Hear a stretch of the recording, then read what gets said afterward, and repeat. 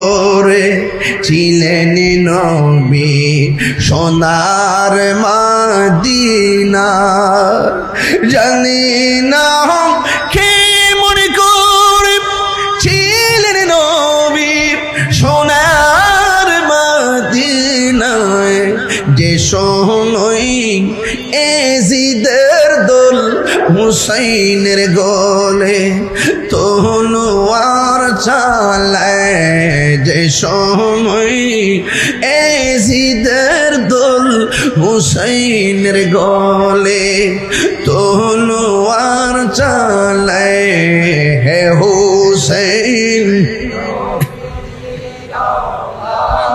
সালাম জানাই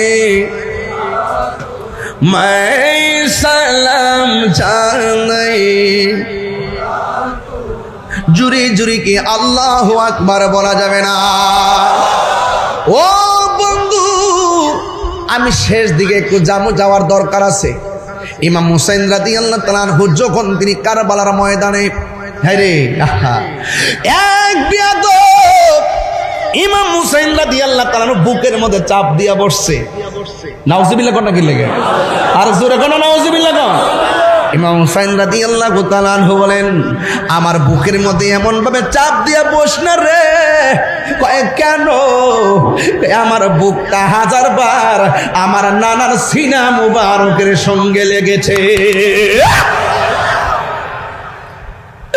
ওই বেয়াদব ডাক দিয়া বলে, হুসাইন একটু পানি পান করো। তোর আমার পানিতে স্মস্কারা করস, আমার জন্যে আল্লাহর হাউজে কাউসারের পানি অপেক্ষা করতেছে। হ্যাঁ মুসলমানরা রে, তোরা না আমার নানার পিছনে নামাজ পড়ছিলি, তোরা না আমার নানার পিছনে এক কাদা করছিলি, ঠিক আছে আমার তোরা জবাই করি, অসুবিধা নাই। আমার 2 রাকাত নামাজ পড়ার সুযোগ দে, আমি একটু নামাজ পড়বো। ইমাম হুসাইন রাদিয়াল্লাহু তাআলা আনহু 2 রাকাত নামাজ পড়লেন। ওই বেয়াদব ডাক দিয়ে বলেন, ও হুসাইন তুমি এতদিন নামাজ পড়েছো, তুমি এতদিন নামাজ পড়েছো, অনেক লম্বা করে নামাজ পড়েছো, আজকের নামাজটি গো তুমি শর্ট কইরা পড়লা, তার কারণটা কি? ইমাম হুসাইন কেমন বাপের পোলা, যার বাবার নাম হলো শের খোদা হায়দারে কাররার মুশকিল কোষা শের খোদা মৌলা আলী কাররামাল্লাহু তাআলা ওয়াজহুল কারীম, কেমন বাপের কেমন সন্তান। কয় তোরা সিনস্তি আমি কেডা?